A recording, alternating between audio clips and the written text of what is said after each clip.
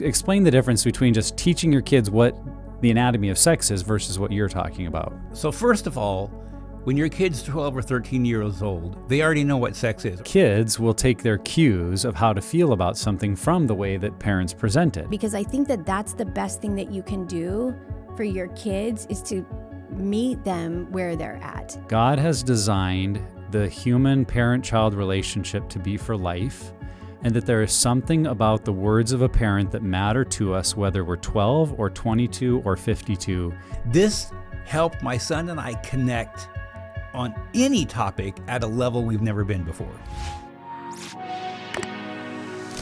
Hello there, good listener. I am your host, Nick Stumbo, and you are listening to the Pure Desire Podcast, your biblically based and clinically informed approach to healing from betrayal trauma and breaking free from all forms of compulsive sexual behavior.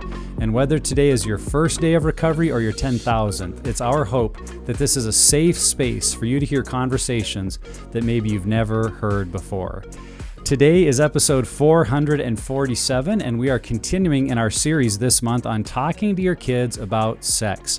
And today is episode 2 out of 4, and joining me, as she is throughout this series, is my co-host, Mrs. Heather Kolb. Heather, welcome back. Thank you. It's so nice to be here. I know as a boy mom of 3 grown adult sons, talking with your kids has been a very important part of your life and projects you've been involved in here at Pure Desire. What is important or meaningful to you about doing this series in equipping parents? I think that for me, a lot of it, my opportunity to build relationship with my kids through this type of conversation came as a result of tragedy, as a result of... As it is for a lot of people. Right, of going through a divorce and just learning so much more about the brain and mental health and just really how to have these conversations. And so once we hit that point, even when I was a single mom, it was like, okay, this is it. There's nothing off the table. We can talk about anything, everything. If I don't have the answers, I'm going to find the answers for you. And I think that just created so much opportunity to build relationship with my sons that I probably never would have had. Yeah, and it sounds like when you walk through something like that, then your feeling is, well, I don't want to have other people wait for that tragedy until they do this. Right. Like we can equip them sooner. Yes, for sure. And that's what I think a lot of this episode and even this series is going to do, is really just give parents some little nuggets. It's not everything you're going to need to know throughout your kid's life, but it's just these nuggets that you can just glean from to say, okay, I can do this. Yeah. So last week in the first episode, we talked with Ashley Jameson and her book, Girl Talk. Yep. And so we titled this episode Boy Talk, even though the book is called Father-Son Accountability. Yep. It's by a good friend of the ministry, John Fort. He and his son co-wrote the book out of their own life experience. What can listeners expect to get out of today's conversation with John Fort? I think really just practical tools on how to have conversations, not just about sex or sexuality, but really about almost anything, whether it was pornography or even something that has to do with a girl at school or physiology when, young males are going through change. I think there's just a lot here. Yeah, I think you'll be encouraged whether you're the mom or the dad, whether your kids are real little or already grown. There's helpful information here for everyone. And you're hearing from 3 people that have raised or are raising boys. And this conversation comes out of a lot of our lived experience, not just telling other people what to do. And that's what I love about John. This was his story, and he just said, I want to equip dads. And so I think people will be really, really encouraged by that. So a bit about John. John Fort is the Director of Training at Be Broken Ministries, overseeing Pure Life Academy online training platform, as well as providing customized training for church and ministry leaders in the U.S. and overseas. He has many years of experience in sexual addiction recovery, both personally and professionally. And John is the author or co-author of over 10 books, including the focus of today's conversation, Father-Son Accountability, Integrity Through Relationships. So here now is part 2 of 4 in our series, Talking to Kids About Sex, Boy Talk with John Fort. John Fort, welcome back to the Pure Desire Podcast. It's good to be back. Yes, we enjoy having you on. You're a partner in ministry. You are located local to our Portland office, so we get to see you from time to time, more than most of our guests. And fun to have you in office today. It's great to be here again. So for those who may not know you or heard other episodes that you've been on, have you done one or two? One, I think. Okay. Well, I know you've been on at least one because it's very popular, because it's one of the episodes where we have talked a lot more about same-sex attraction, and that story's not out there enough. So people hear that one, and we get a lot of really, really positive feedback of thank you. This helped me process. And I think today will be no different in helping people process a challenging part of life. But before we get into that, would you just remind our listeners a little bit about yourself and the ministry that you're a part of? Thanks. Well, I'm John Fort, the Director of Training for Be Broken Ministries, and they help men, women, and families move from sexual brokenness to wholeness in Christ and train others to do the same. And so in parenting, it's training parents to do that. Yeah. So you wrote a book, Yeah. Father-Son Accountability. So why did you write that book? That's an interesting story. So a long time ago, not a long time ago, a while ago, there used to be I forget what time of year it was, a men and boys conference in Bellevue, Washington. So boys 13 and up. And there were several hundred, it's big, several hundred people there. And I would go every year for work. And I remember them telling the dads, you got to talk with your son about these things. But they said they never said what to talk about. And so I said, my son's old enough, we're doing this. Would you like us just to come one year and do a breakout and show you what we do? So they agreed. My son was 15 at the time. This was 2013. And so we prepared up there, and there were so many more notes. We only got an hour. There were so many more notes we wanted to say. So I said, well, I'll just do a handout. That handout is what is now the book. It became so big that it was like there was so much we didn't have time to say. So that's how it started. And my son and I wrote that together. Mm-hmm. Nice. That's very unique to have your son be open to that. Before we go to the next question, like just to maybe camp on that a little bit, you didn't have the book, you wrote the book. So as your son is 11, 12, 13, what were you doing in your own home to start having those conversations? Because I'm also guessing, like most of us, that probably wasn't modeled well for you and your family of origin. It was not modeled at all. I remember my mother taking my two sisters into a room and doing a book with them. I was older than them, and I'm like, wait, where's my book? What is this? No one's saying nothing to me. And so I remember feeling kind of cheated by that. I remember my son was maybe 8, 9, 10, somewhere in there. I can't remember exactly. And at this time, I was doing this for another organization for a living. I was working in sexual integrity for a living. And I said, I didn't have any help. And today, it's so much worse. If I don't help my son, he doesn't have a chance. Yeah. But even though I professionally worked with adults, I was terrified to talk to my son. How do you translate this to a kid? And so it was not easy, and I made lots of mistakes, but I was, I'm no other parents think, well, yeah, you do this for a living. No, I was totally scared to talk about this at first too. Mm-hmm. Yeah, I've likened it to if we're learning a foreign language, it's difficult. It doesn't feel natural. We're not sure what to say. And then add on top of that, it's a foreign language that we haven't heard anyone around us speak. Right. So it's like a foreign language that we're clueless about, but we know how important it is. Yeah. And so we kind of stumble into that. Many of us, we try our best, or we think of some maybe awkward questions, or we use a model that's been given to us of a weekend away, which can be really good. But there's kind of that moment like, whew, we did that, covered that, like let's never talk about it again. And so I'm so thankful to have resources and a growing number, and your book being one of them, to really model this well, because most of us just didn't have that in our upbringing. Mm-hmm, for sure. I remember, and I don't know if this is young even for the time, but I remember being in second grade and I was on the bus and I heard some kids talking about something and I didn't know what they were talking about. And I went home and I asked my mom, what does this mean? And she's like, I don't know. And I said, well, I think it has something to do with the birds and the bees, because that was the language that they used. And so at second grade, I basically forced my mom to tell me about sex, and then understood that the kids on the bus, they didn't know what they were talking about. But it just seems like even today, those kind of conversations or the things that kids are talking about is so much younger than even second grade. So I know. Yeah.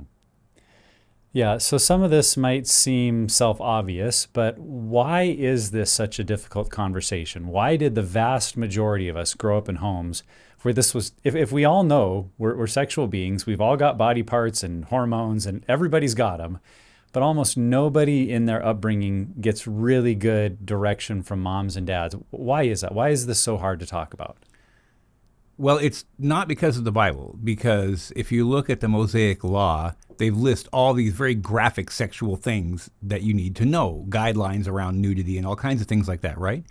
Well, when that was done, it says Moses was commanded to gather all of Israel, including the women and the children, and teach them everything that he had written.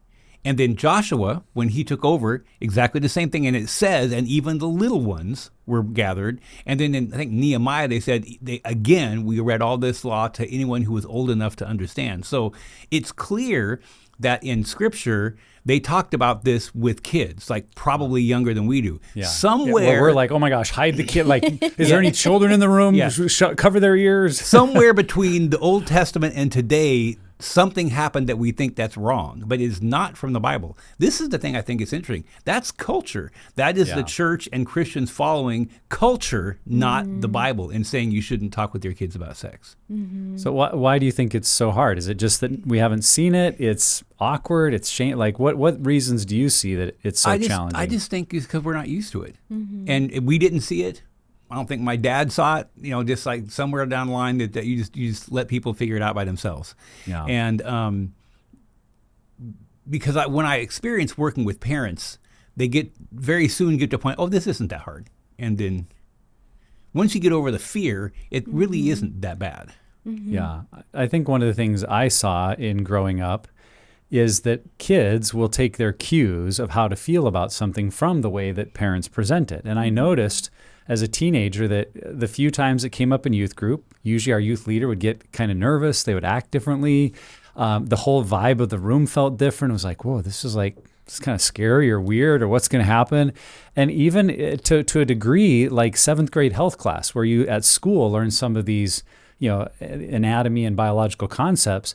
I remember that our teacher feeling awkward about it, and kind of some of the side jokes that kids would make. Everyone was just nervous. There's all this energy that no one knew what to do with.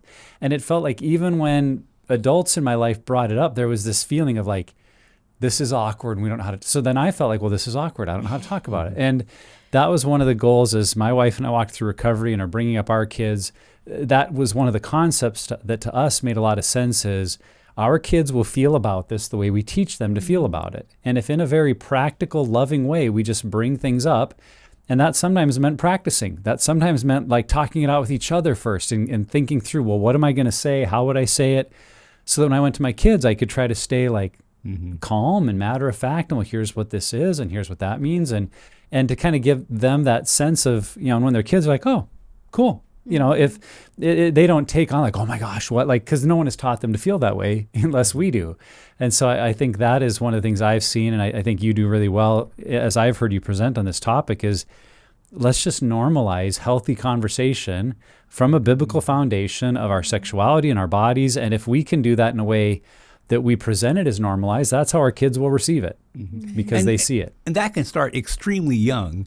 Just calling body parts by their medical name really young, and it's okay to say that word in public if you have a reason to say that. In other words, those aren't taboo words. Yeah. And then from very young, it's like this kind of stuff is okay to talk about. Our kids get used to it faster than we do. Yeah. They probably feel a little bit empowered by it, I could see, by having information and having the right language to use. And I could see that would be really empowering for little kids. Yeah. So who is it that typically purchases your book? I wish, because it's father-son, it's meant for dads and sons. Yeah. I wish I could say dads, but that is not the number one purchaser. That seems like the right answer. The number one purchaser are moms, and counselors will often, I don't know how they find out about the book, but counselors will recommend people go do the book with their kids. But what I typically see is a mom. I've actually seen this when I'm at some kind of a place, we have a booth and there's men and women there, is the mom will come up and buy the book, and I've watched her take it to her husband and say, you're doing this with her son. I wish that wasn't true. I wish it was dads taking the initiative, but dads are a little more afraid of this than moms for some reason, it seems to me. So let's go into that just a little bit. Like if a mom is listening to this podcast and she's feeling these same things of like, my husband needs to have these conversations because it's our son and he's at an age that feels uncomfortable for me. If I could say it this way, like how should she approach that conversation with her husband to not like beat them over the head and you better do that. Like what could be a healthy way for them as a couple to have that conversation if she's the one hearing today's podcast saying, I'd really like to get my husband involved in this? What have you seen maybe work in that regard? Well, the thing is that dads are just afraid. They're really, really afraid of these conversations. It doesn't necessarily mean it's because the dad is like looking at porn or something and that nobody knows about it. It's just like men really are really afraid of talking about this. That's why we made the book short. We made it really easy. So what I would say to a mom is like, I found a resource that will make those conversations easy. And you don't have to think, you just do it together. There's no prep, there's no studying up ahead of time, just go. Mm-hmm. And so I think that might be, I found something that will make it easy. Because dads do know they need to do this. They're not talking to their sons because they don't think they need to. They are because they don't know what to say. Mm-hmm. Yeah. And we all like easy. So that's a great idea of how to present it. Say, hey, this is going to help. This isn't, a huge, thick theological book you're going to have to read and work hard to understand. It's like you're putting it on a level to just say, here's some steps to start engaging with your son to make that move. And I think you're right that for a lot of reasons, there's fear there. And sometimes that fear may be their own story that they haven't really addressed. Mm-hmm. They feel shame around their own behaviors. And there's a little bit of that, well, who am I to say to them? And then we think, well, I'll get my behaviors more under control and then I'll have that conversation. Meanwhile, our son, we still think they're 13 and now they're 21. And we realize, I never really had the conversations because I was still doing my own work, or I was going to get around to it and now they're graduating. Or I've heard, what makes me think of this is the number of guys I've heard say in group that when they got engaged or shortly before their wedding, their dad came to them with kind of a very awkward pre-wedding conversation about sex. And that feeling of like, Dad, I'm 23 now. Like, mm-hmm. Where were you 10 years ago? Mm-hmm. But they're finally realized, I think what may be happening is that dad's like, we've never really talked about this. And he's about to be married. I better say something. And that fear making us hold off when if we would just take the first step. If as I've said to dads when I meet with them is just walk into their bedroom one night and say, hey, I know what it's like to be a man. How are you doing with pornography? I think that's how are you? A 5-word question, just and set out of that simple lead in of, I know what it's like to be a man. How are you doing? Mm-hmm. That's a conversation any one of us could have, but how often do we hold off because there's any number of fears or reasons not to? And we're like, well, I'll do it later. And then they're 23 and getting married and we don't want to be in that position. Mm-hmm. So when a dad does read the book, which hopefully they do, and hopefully you've gotten to hear back from some, what kind of reactions do you typically get from dads who use it, and what kind of experiences do they share with you that they've had?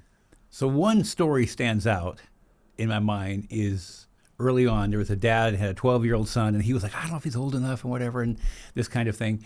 Well, he came and found me later and he said, we read the first chapter together and my son just opened up and we never even got to the rest of the book because it just took off. We just started talking. In other words, they just needed to start. Now, hopefully I do hope they read the rest of the book because there's more in it. But what I do hear in general from dads is this helped my son and I connect on any topic at a level we've never been before.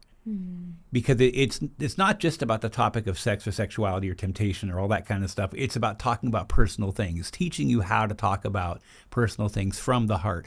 I tell people we're teaching you to talk with your son, not at your son. Yes. Yeah. Yeah, I'll be honest, we called this series How to Talk to Your Kids About Sex only because I thought people, that's what they would Google. They would look as, I need to talk to my kid about sex, but really it is a withness. Mm-hmm. How do we do this together? And I think that's really key. Mm-hmm. So this is the second edition of your book. How is it different from the first? Well, the first version, like I had said, was just more of a compilation of notes, if that makes sense. And the idea of reading a certain chapter a week wasn't really part of my thinking process to begin with. So I wanted to divide it up into 8 clear conversations, number one. But number two is there things have changed. Mm-hmm. This was published, came out like right after 2013, somewhere in there. And some of the examples I gave are outdated now. It needed to be updated. Mm-hmm. And my son, when we wrote the second version, he was 15, the first one, he's 23, the second. And he wrote much more this next time, and he had more like after going through all that stuff. And so it's just a better book. It kind of needed to be, because back when it was written, the dad's pornography or internet pornography was at a different place then, and a lot of the dads had not grown up with it. Now a lot of dads have grown up with some of that. They have kids, so there was just things that needed to change in how I said things. Yeah, that makes sense. Yeah, it's interesting too, because I think about it, what you're saying in the context of how old my sons are now. I'm a boy mom. I have 3 adult sons, and even just thinking about the way that, because they're having kids now, the way that they'll have these conversations with their kids, and how it will look so different because they did grow up with internet pornography. Yeah, it is different. So I'm curious, I'd love to have you answer this, and maybe John too. Not every home has a dad in the home at the right age to have these conversations when the kids are ready for them. What would you recommend? What steps did you take, or what would you do differently now if you went back, if you were raising, preteen, teenage boys, and there's not really a dad maybe around or willing to have these conversations? What role can moms play? I think that moms have a really good opportunity to be available and to ask good questions, because I know that there were times when something happened that maybe wasn't around pornography, but definitely was around sexuality or liking a girl at school or something like that. And I could tell in their behaviors that they were frustrated about something. And of course, when you say, "Oh, so you seem like you're kind of what's up?" And nothing, I'm fine. And so just being able to figure out ways to connect with my kids in just like you were saying, for any type of conversation. And I know I've talked about this before, but starting to bake cookies at 9:00 at night was the best way to get my teen sons to talk to me. I mean, it's like there's cookies in the oven. They're not tired. They're going to be awake for a couple hours. I'm going to, just be available, have them come and sit, eat cookies, and then it's amazing what they want to talk about. And so it really is more about being available and then knowing the questions to ask them, especially when they are not giving you a lot of information up front, of just being able to kind of like gently draw it out of them. But even that is really helpful when they become young adults too. Yeah. Do your boys know now that that's why you were baking cookies at 9 p.m.? Like, has that ever come up? Yes, it does. It was my strategy to get them to talk with me. Yeah, or you go shoot baskets with them. You know what I mean? So that their brain can kind of figure out something to do, and so that it kind of isolates the emotional part from the physical, and then they're more likely to talk to you. And so just those kind of things, especially with boys. What do you say, John, to moms that are like, their dad's not around? Can I buy the book? Can I have the conversations? How do you encourage them? My thinking has changed a lot over the years, but now I'm realizing that if the mom has a close connection with her son, she can talk with anything about it that she wants. Now, there may be some things that, because she's a woman, she's not going to experience that he will, right? And so I've had women come to me and say, my son asked me about this, something to do with erections or whatever. And it's like, I don't know what to say. I need to talk. But she still can tell him that, well, you know what I'm saying? But you don't have to be afraid. You can say, I don't know, I'll find out. Do you know what I'm saying? But with single moms, the boy probably wants to talk to the mom more than some guy who we'll talk to this guy. Because I've seen people do like, well, can you talk to my son? From like, I barely know your son. Like, let me help equip you, because he knows and trusts you, and you can have more of this conversation than you think. Yeah. I think that there's really nothing a mom can't talk with her son, and that again will make them closer together too. Oh, that's great. I must be full of all kinds of questions today. Maybe it's because I have teenage sons and I'm thinking through these things. I'd love also to hear both of you talk about this, because you mentioned how much culture has changed since the first book you wrote. And I mean, even like between recording this and when we release it in a few months, there will probably be some new AI thing or app out there, or like keeping up as parents has gotten harder than it has ever been. So how do you encourage dads and parents to because I could see as a parent, we get intimidated by that. Like, well, I don't even know what kids are into, and I don't want to sound dumb, or do I have to know everything? How do we have these conversations in a way that supports our kids who may be far more aware of those things than even we are? Do we have to be the tech expert, or could we still have conversations that help them even with the things that they maybe know that we don't yet understand. So first of all, kids like to know more than their parents. So let them have that. I remember asking, we're talking about sons. I remember my daughter was in middle school. I asked her, what do you hear kids saying about porn? Because it's like, I don't know what's happening in schools anymore. And that led to a great conversation of all this stuff she was hearing kids talk about. You know what I'm saying? Just ask them what's going on. And then that kind of, because even if they haven't experienced it, they have heard about it. Yeah. You know, and so let that start the conversation. They love telling you things that you don't know. Yeah.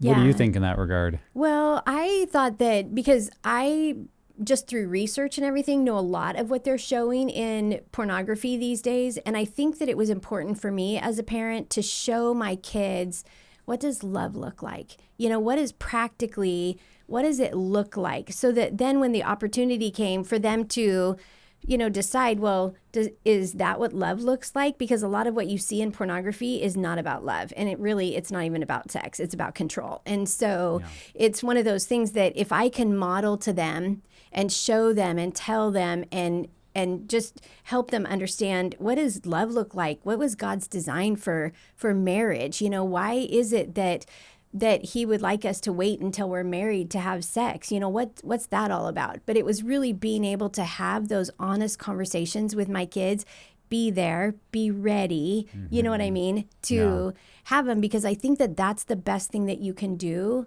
for your kids is to meet them where they're at. Yeah, I love that, because what I hear you saying, Heather, is that our role as parents is not always to keep up with what the fake things are out there, which could be good if that's something we feel gifted to do or able to do.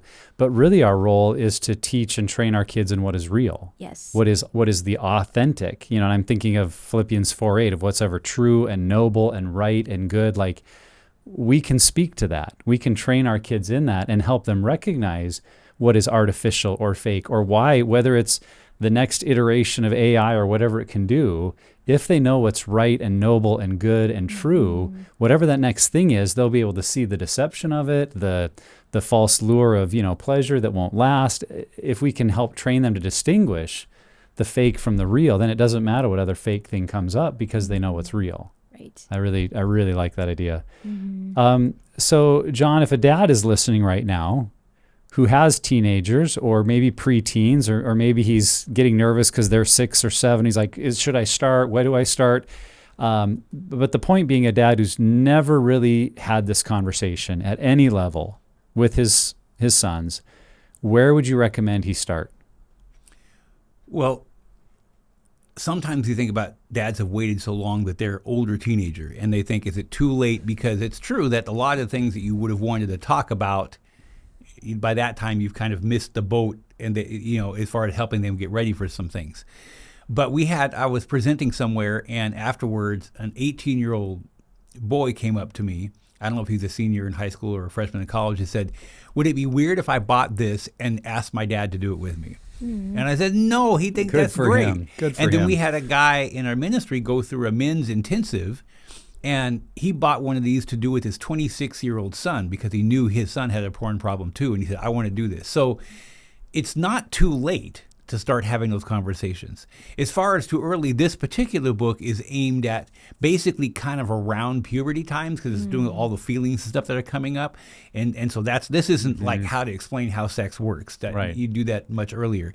But what I do tell kids, dads, is that if they want to know, you need to talk with them about it. You know what I'm saying? Because if you don't, they'll go find an answer somewhere else. So like, as far as talking with your kids about what sex is, I would say 8 years old in today's world. And then when they get around puberty, you want to start ideally doing something like father-son accountability, to where you're starting to talk about what do you do with all these feelings and where they come from, and what questions do you have, that kind of thing. But again, if they're 15, 16, 17 years old, it's not too late to do this. Yeah. I'm imagining there's some listeners that you probably just caught off guard a little bit, because they're like, wait a minute, I thought the point of this was for me to essentially feel more comfortable having the sex talk with my kids. But you're saying that happens much earlier. That's not what I'm talking about. And you went into this a little bit, but differentiate that real clearly for us. Like, you're not just trying to help a dad explain to his son what sex is and what an erection is, like some of the biological things, you're talking bigger picture. Explain the difference between just teaching your kids what the anatomy of sex is versus what you're talking about. So first of all, when your kid's 12 or 13 years old, they already know what sex is, or they may have some wildly inappropriate or wrong idea, but they think they know what sex is. So that conversation should happen earlier. And there's some great books out there for that by Jim Burns and people like that have, the great, very appropriate things that you can talk with them about, right, with the pictures and all that kind of stuff. There is a chapter in there about curiosity to where you're going to find out what do you have questions about. You do want to, because I don't care. My son, when he was 17, still had some questions that he would ask me. All right, so it's not like that ever goes away. So you do want to address that, but this is talking about, why do I want to look at this stuff, and why do I feel tempted? What do I do with those feelings, if that makes sense? And how do I talk about them? What are some things I can do that help me get through those times? And how can I, as your dad, how can we work together through that? So that's more aligned what this is, more along the lines of what this is about. Mm-hmm. Yeah, it probably is really good at even equipping dads, who maybe aren't as emotionally aware or aware of their feelings to, create a safe space for that. Yeah, well, let me tell you a story that's in the book. Okay, that is when my son was sneak peek. Here we go. Yeah. My son was 13 and he came home from school. He went to public school and said, "Dad, I messed up." And we were already having these conversations every week. We had Thursday night. That's when we met, and when we purposely talked about this. And he goes, "Dad, I messed up." I said, "What are you talking about?" "Well, there was this girl at school and she was wearing short shorts and I messed up." And I'm thinking, What do you mean? I'm trying to figure out what did you go home and fantasize? No. Did you try to imagine her naked? He goes, No. I just messed up. And I'm like, what are you talking about? And it finally hit me. Oh, he got aroused and he thought that was bad. Oh, yeah. And so I said, wait. Okay. So your body will biologically react, to seeing someone attractive with maybe not all the clothes on that they might normally have. And then there's temptation. That's the second set. Is that could lead you to, but that's not a sin. You're just thinking about, I might want to do something with this thought, right? And then there's actual lust. And in explaining that to him, and that ended up in the book, but that literally just came out of that moment. It said, oh, this really helps me a lot. Because sometimes when you have a temptation that think I've already blown it. No, you didn't blow it yet. Temptation's temptation. And even a bodily reaction, that's biology. God made your body to work that way. And so what my thing with my son was your body is working the way it's supposed to. Let's go celebrate, Yeah. But but it helped me as a man to realize, I'd never really thought about this either. This is not something I had written ahead of time. It came out while talking with my son. Mm-hmm. Yeah. I think that goes in line with the kind of things that I encourage dads with when they say, I've never really done this. Where do I start? When do I start? I think there's something powerful in asking questions, and really at any age. I mean, as soon as your kid is going to a public school, even in kindergarten, to say to them things like, hey, are there any things your friends are joking about at school that you don't understand? Has anybody used a word that you don't know what it means? And if that ever happens, I want you to know you could come and ask me, and I wouldn't be mad at you for asking, or for even if you think it's a quote unquote bad word. I want to be here to help you understand things so that you don't have to ever keep it from me. And having that pattern, that's, I think, what I try to do most with my boys is at all their stages, like, hey, how are things going at school? Anything your friends are joking about that you don't understand? Anything that's happening with your body that's new that you don't understand? And so kind of with the questions, it's gauging their level of interest. Like, oh yeah, here's a whole bunch of stuff I want to know about. And my two boys are very different. My younger is actually far more curious, and just the nature of guys, he's more into sports and, rough and tough kind of things. The nature of his friendship circles have tended to be guys that are a little more rough around the edges and have joked about more things that he's had to ask me a lot of questions about. My older son is a little more of a thinker and a little more into the arts and sciences. And he's just less like, no, I kind of, he's just more matter of fact. And so giving them that freedom to ask the questions they want has really led the conversation in ways that then I can say, I'm really glad you brought that up. Let's talk about it. Mm-hmm. And then the other encouragement I would give to dads is maybe you do take that step, you get some courage, you do what I said earlier, like, okay, I've never talked to my boy. He's 14 years old. He's in his room with his computer way too much. I'm just going to go in and I'm going to say, son, I know what it's like to be a man. I care about you. How are you doing with pornography? And he says, oh, I'm fine. Or, you say, is there any way I can help? They're like, nope. I want to encourage you in those moments. You have a golden opportunity, because sometimes we're like, no, oh, okay, great. And we leave. But take 2 more sentences, 30 more seconds to say, well, I want you to know I care about you. I'm here for you. And if anything ever comes up, I'd love the chance to get to talk with you and support you. And then I would have this conversation with my sons. I'd say, because I never knew how to bring that kind of stuff to my dad. And looking back, I wish I would have, because I really think had I gone to him, he would have helped me. Mm-hmm. I was just too scared. And so I want you boys to know you can ask me anything, or if you ever struggle, just come tell me. I'm not going to, be mad at you. I'm going to help you. Mm-hmm. And then walk out of the room and be like, oh, okay, sounds like they're doing good. And what I have found in those moments is planting those seeds. And you might plant that seed 10 times of, oh, that's great. I'm here for you. If you need anything, please talk to me.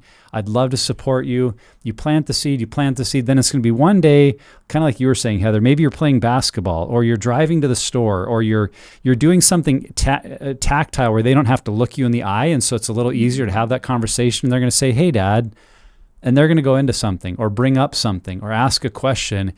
At the moment, you're least ready for it, which is the other thing I'd say. That's okay. You don't have to be perfectly ready with your 12-point answer.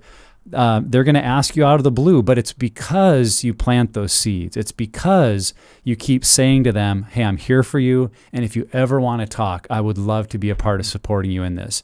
And so when a teenager does what most teenagers do, nope, I'm fine, nothing, no, I'm good. Say thank you, and then give that encouragement, because over time, that will give them, when they're ready, the chance to come back to you and ask those questions. One thing I do to help draw the kids out a little bit more is I encourage dads to go first. So yes, by the time our kids 12, 13, 14, most of us, we were exposed to porn before that age, or by that age. So how I started that conversation with my son was, when I was 9 years old, I was over to sleepover, and this kid pulled out this porn and started showing to me, but I didn't know who to talk to. I said, that's going to happen to you someday. And so when it does, I want you to tell me it's okay. But I didn't have anybody to talk to. And so I tell my story first. And I told some other kinds of stories when he was getting to the age that I thought he is in situations where this could come up. Mm-hmm. And sometimes he would then come and say, hey, this happened, and talk about it. There are some other times where he didn't. But later on in his 20s, he goes, I never told you this, but when I was 13, this thing happened. But because we talked, I did this. You know what I'm saying? So, so even though in my case, my son didn't tell me every time something happened, which I wish he would have, he was still knew what to do because I had given him those examples. So sometimes by starting, they know it's okay to say, yeah, I've already been exposed to it. If we say, yeah, I was exposed this at this age. And that way, you don't have to really go a whole lot more into that. But then they think, because they may be thinking, well, you probably didn't when you were my age, right? Kind of thing. So for our listeners who maybe have adult kids, how would you encourage them to either start this conversation, continue this conversation? Maybe they haven't ever had that type of conversation with their adult sons. So a couple things come to mind. Most men that I know anyway went through a period of time where they did struggle with pornography. Okay, that's common. So if you've never talked about that and you have an adult son, again, the best way to open that says, when I was a teenager or even your age, I struggled with porn a lot. We never really talked about that, but I feel kind of bad about that. But I know what that's like. And so if you ever, if you ever want to talk about any issues related to that, we can. So you're basically saying, opening the door for that conversation to have, and to do that kind of a conversation with your adult son. And maybe if you feel like that's just too out there, then talk about something else. Like maybe if they're married, say, I remember when we first got married, we had some struggles learning how to deal with conflict. And I'm not, if you ever want to talk about that, I don't see you having conflict, but that's a tough thing to learn how to do. So you might, maybe sex seems too hard or pornography seems too hard. You can start somewhere else more vulnerable. You're just starting with vulnerable things, but it helps if the dad admits, I've had that problem, before you ask your son to confess that he's got a problem with something. Yeah. I think, again, going first. Yeah. I get really sad when I hear a dad say like, oh, it's too late. They're already grown. I missed my chance, because I really believe that God has designed the human parent-child relationship to be for life, and that there is something about the words of a parent that matter to us, whether we're 12 or 22 or 52. If my dad, even now, sometimes when they leave, we only see him a couple times a year, and he'll make a point to like put his hand on my shoulder, look me in the eye and say, I'm proud of you, son. And I know he is, and he said it, but like those moments matter, right? Not just because he's a 72-year-old guy that I look up to, but like, that's my dad. And even if we had a strained relationship and he said to me, I'm proud of you, even if I had a hard heart towards him, I can guarantee you somewhere in my spirit, a part of me knows my dad just said he's proud of me at any age of life. And so if you're out there feeling like, well, I missed my window, sure, you missed the window of them being a teen, but you have not missed your window of being a father to your child and having influence in their life, even if they kind of maybe stiff arm you, because maybe you don't have as deep of a relationship as you wanted, and it's a lot more strained or casual. But I still think there's incredible meaning when you do the things like, John, you've been saying, that if we come up, and even I think it might be starting with some of that ownership of, I really, as I look back at your childhood, I regret that I wasn't more proactive to ask you how you were doing in areas like lust and pornography, and with girls, like I was too distant and I just made you go through that alone, and I'm sorry. And I want you to know I care. So even that might open up, and they might go, oh, well, it's no big deal, whatever. I guarantee you deep inside a part of them's going, wow, I wanted that too. And my dad just owned it. That means so much to them. So I think what I'm trying to say is, like, you still have tremendous opportunity to speak into your kids' lives, and every relationship is different. So you maybe have a sense of where you need to start. And if you just start with some humility and some ownership, and then, as you said, John, going first, it's going to have an impact, even if in the moment itself it doesn't seem like it does. Because like I said, I believe they were designed by God to care about what their parents say at every age of life. That also goes along with even if you did talk with your son during their teenage years. Because when Lucas got into his 20s, he's in his late 20s now, he's married, he has 2 kids. I remember thinking, well, like, can we still talk about some of this stuff, And so we had to kind of find our way around, but we still talk about really, really personal stuff all the time. And he values that. So if you do talk with him when middle school and high school age, don't stop. I mean, you can still keep talking about, how's this going and that kind of stuff. Your relationship changes. They go through a time when they don't really want advice. There's this time where I'm proving myself to be a man. I had to back way off and let him ask me questions, but just that support, that kind of like you're talking about, I care about you, you're doing a good job. I tell my son, you're being an excellent dad and an excellent husband, and he really needed that. He goes, man, I just feel like I'm not. He goes, well, you're way better dad and husband than I was. And so, you know what I'm saying? So they do need to hear that, whether you've talked with them before or not. Yeah, that's a good point. Some people make the opposite mistake of the kid turns 18. It's kind of like, well, my time's done. Good luck. And there is a sense they become their own person, their own man, but your role continues, and you can keep having those conversations. Yeah, it's amazing. Those are some of my favorite times when my sons will just randomly call about something or ask something that I know there are people that are right there near them that could answer those questions, but they want to have that conversation with me. My heart just treasures that. Yeah. Yeah, that's awesome. Well, John, these are important conversations. We want to empower dads and moms to be engaged in the lives of their sons, to start this earlier in life rather than later. So what's some final advice or a closing word that you would want to give to listeners today about this topic? If you start the conversation or buy a book or something and maybe just start and then you let it fall apart and kind of go a few weeks without doing whatever it is you're doing, whether it's with a book or just having a conversation, don't feel discouraged. So the key is don't suddenly stop doing that. I've heard it said, no, it doesn't matter. It's been 2 months since you talked with your son. Who cares? Pick it up again. So the thing is that it's this not one conversation. It's a whole bunch of little conversations. And if you stop talking for a while, that's okay. Just pick it back up again and keep doing it. So that I get my biggest encouragement is what's your next step? What's your if you don't know what to do, then get some kind of book to help you. You don't have to figure it out. Or if you've already started having conversations, when's your next one going to happen? You know, that's kind of my way of looking at it. Because what dads have a tendency to do is, well, I bought the book, but I never did anything with it. Or we started having conversations and then we stopped. And now it's been 3 months and like, what's the point? There's every point. Just keep going. Yeah.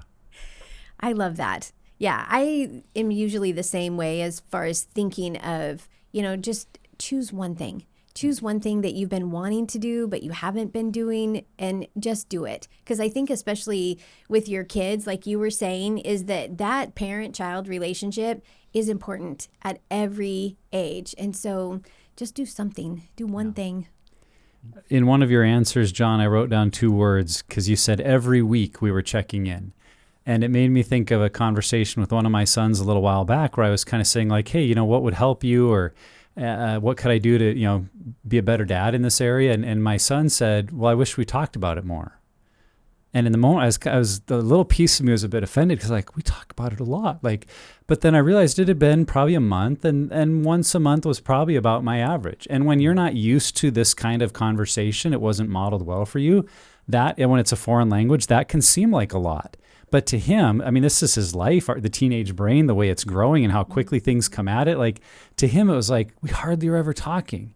And that was an encouragement to me, like, oh, okay, if you have that open door, that routine of not letting too long go, and maybe that makes the week-to-week talks a little easier because there's not so much water under the bridge, I think that'd be a good thing. But it would be that continual presence of, I'm here, I care, let's talk. And I think that's what you said in your answer too, John, of whether it's been 6 months or, you know, 6 days, it's always healthy to do. Just like, you know, when is a good time to exercise and eat healthy? Well, if it's been 6 months or a year or a day, like today's always a good time to exercise and eat healthy. When's a good time to engage in great conversation with your kids? Yeah. Today, no matter how long it's been. So I really appreciate that. I do want to say one thing about the whole weekly. I tried to put a practice of we talk once a week. Now, it didn't always happen, but for the most part. But let me be clear about that. There were some times when that was 5 minutes. And then there were some times when Lucas would have questions and we'd talk for 45 minutes. So you have to be ready to, like, we have a half an hour, son. So that, no. It's like however long it takes. It may not be very long. Does that make sense? Mm-hmm. But you have, whatever your regular checkup in is, do that. And they're the ones that kind of gauge that, unless you've seen them doing something that you really feel like you got to talk about. But yeah, good word. So the book is Father-Son Accountability, Integrity Through Relationships. We'll put a link to it in the show notes so people know where to get it. I love that it's by both you and your son, because you both give perspectives in there, and we'd really highly recommend that people pick it up, because even though this can feel comfortable and it's awkward if it wasn't modeled for us, taking those first steps as a dad can help build trust, accountability, and a foundation for lifelong integrity that many of us didn't receive and had to find the hard way. We might be a voice that helps our sons make those choices sooner and better in ways that maybe we didn't have open to us. So you can do it, dads, and moms, you can have a role to play as well. And we're excited about the conversations that might come out of this. So John, thanks so much for joining us today. It was great being here. Thanks. And if today's episode has been an encouragement to you, we would love it if you would share this with someone, maybe with another mom or dad with teenage kids. Write us a review, give it a like. All of these are ways that more people can come across this great life-giving content. And if you want more information about Pure Desire's groups, resources, or counseling, go to puredesire.org. Journey on, my friends. You are not alone.